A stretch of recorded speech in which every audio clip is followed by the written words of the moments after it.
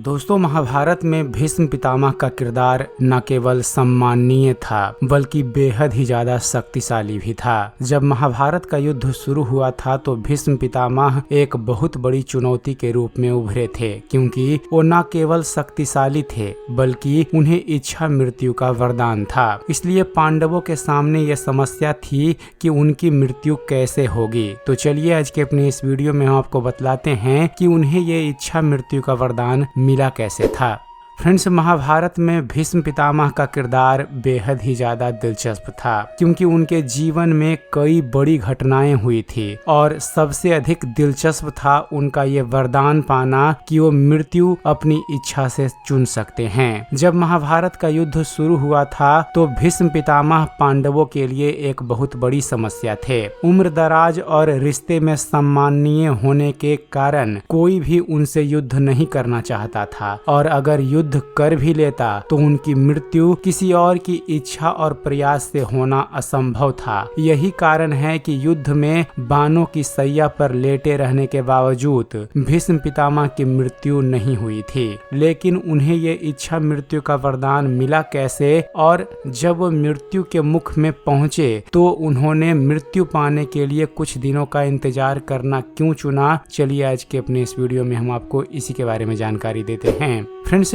भीष्म पितामह गंगा और राजा शांतनु के पुत्र थे। उनका असली नाम देवव्रत था। कथा के अनुसार जब राजकुमार देवव्रत ने महर्षि परशुराम से अस्त्र विद्या प्राप्त की तो उनके पिता शांतनु ने देवव्रत को हस्तिनापुर का उत्तराधिकारी घोषित कर दिया। इसके कुछ दिन गुजरने के बाद एक दिन महाराज शांतनु जब शिकार के लिए निकले तो उन्हें लौटने में देर हो गई, इसलिए वो वहीं एक आश्रम में विश्राम करने ठहर गए, जहां उनकी मुलाकात सत्यवती से हुई। शांतनु और सत्यवती दोनों प्रेम करने लगे और फिर शांतनु ने विवाह का प्रस्ताव रखा, परंतु सत्यवती के पिता ने उनके सामने एक शर्त रख दी कि अगर उनकी बेटी सत्यवती का पुत्र हस्तिनापुर का उत्तराधिकारी बनता है तभी वह अपनी बेटी का हाथ राजा शांतनु के हाथ में देंगे। परंतु राजा शांतनु देवव्रत यानी भीष्म को उत्तराधिकारी बनाना चाहते थे, इसलिए वे धर्म संकट में पड़ गए। तब देवव्रत ने अपने पिता की खुशी के लिए एक कठोर प्रतिज्ञा ली, जिसे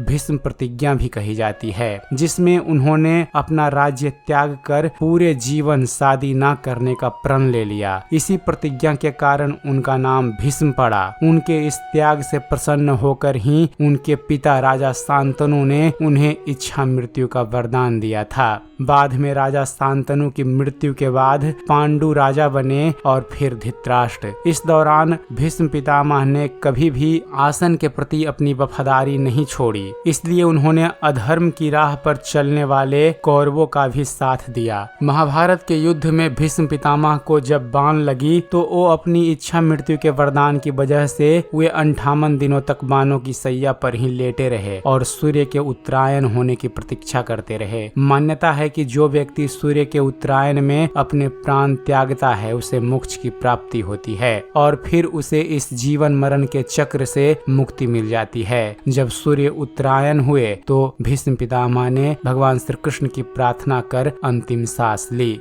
तो दोस्तों, यह थी एक छोटी सी जानकारी पितामह भीष्म के बारे में। तो उम्मीद करते हैं फ्रेंड्स आप सभी को हमारा वीडियो पसंद आया होगा। वीडियो पसंद आया हो तो वीडियो को लाइक और शेयर करना मत भूलिएगा, और ऐसे ही ज्ञानवर्धक वीडियो देखते रहने के लिए आप हमारे इस चैनल ज्ञान मंथन को सब्सक्राइब जरूर कीजिएगा। आप हमारे इस चैनल को सब्सक्राइब कीजिए और देखते रहिए, जानते रहिए। धन्यवाद। जय हिंद।